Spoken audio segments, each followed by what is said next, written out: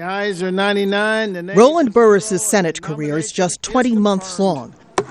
But when he leaves in November, a notable period in U.S. history will end. Solemnly swear that you will support and defend the Constitution. Burris is just the sixth African American to serve in the Senate in the country's 234 years, the third from Illinois, and the only black person currently serving.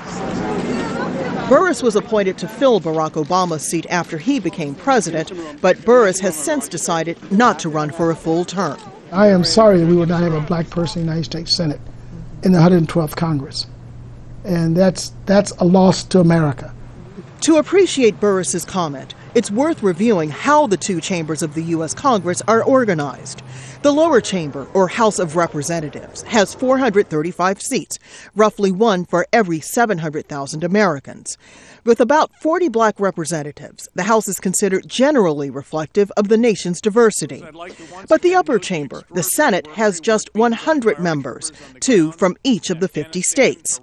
Political scientist Lorenzo Morris says neither the Democratic nor the Republican Party has done a good job of grooming potential Senate candidates from all backgrounds. For the Democrats, there's a tendency, or for traditional Republicans as well, there's a tendency to go with those who are already partisan activists. That failure is there, and I don't think they recruit as well as they did in at brief periods of time. But some analysts say part of the problem is that many current black politicians start with too narrow a political base, one based on a majority black population. Given that there won't be any African Americans in the U.S. Senate starting in January 2011, what will it take to get another African American on board? Senator Burris says a lot more work than you might think. Burris worked for decades in local politics in Chicago.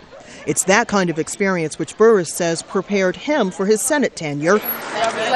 And he says he wants to see more young black Americans working on campaigns, building financial networks, and running for local and state office. They're failing to get a good foundation.